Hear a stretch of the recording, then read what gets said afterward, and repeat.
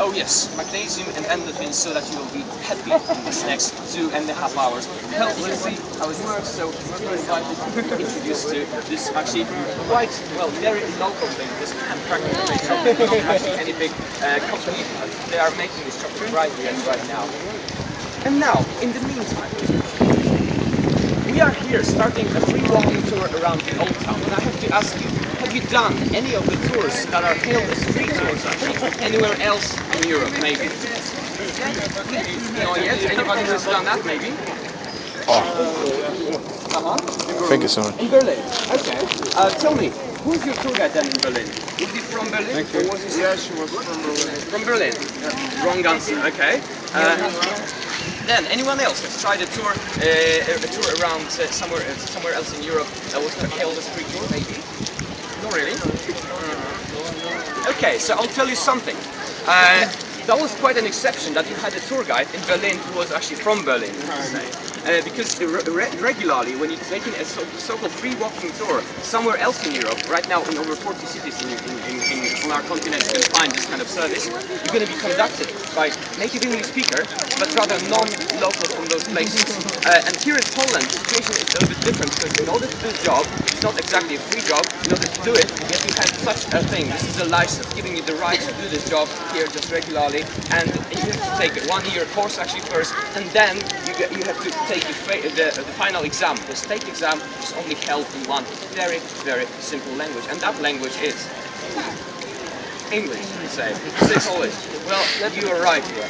Polish. Polish is not the easiest language around, I can tell you. That's why this state exam actually makes us all, actually here, maybe 99% of tour guides and tour leaders here in Poland, Polish, just like that. Because, for example, sometimes I personally have got some problems with my own language. I have to sometimes stop and think, how can I say that? And this is really, really the case here with me sometimes.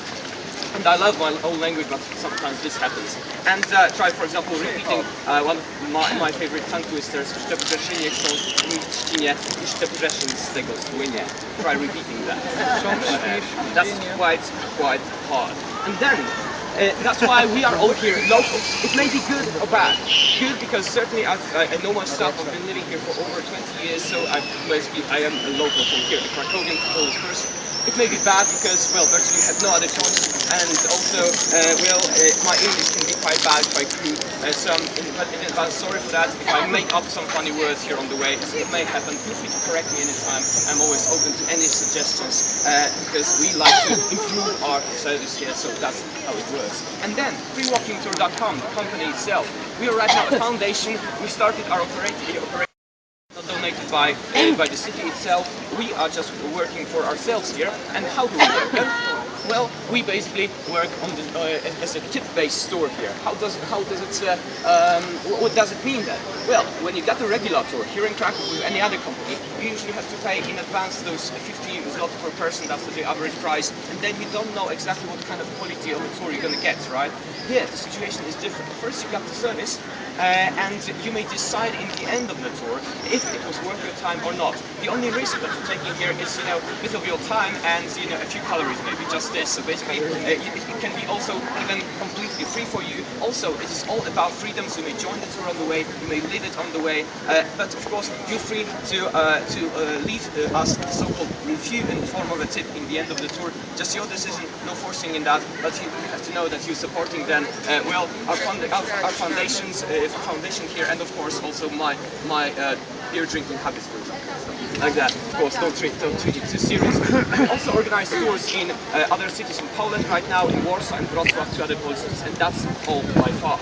And our tour here, the Jewish Krakow tour, is going to take us around 2.5 hours, up to 3 hours actually. This is depending on our walking speed here. We're going to start here in the old town of Krakow, then we're going to go south towards the area of the Jewish quarter itself, where we're going to explore the life of the Jewish people. And then we're going to go even more south, we're going to see the Jewish ghetto of World War II, where we're going to concentrate on the saddest part of history. We're going to finish the tour just in front of Schindler's factory. Have you heard about the man called Oskar Schindler? Maybe some of you. I think most of you have heard at least this name. Some of you might have even watched the movie. We're also going to concentrate on some bits of the story of the man himself here on this tour.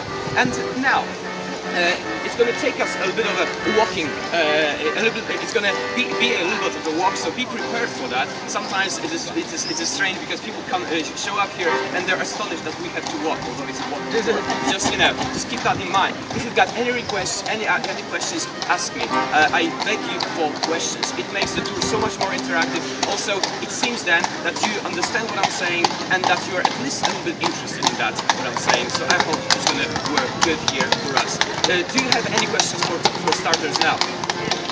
Go ahead.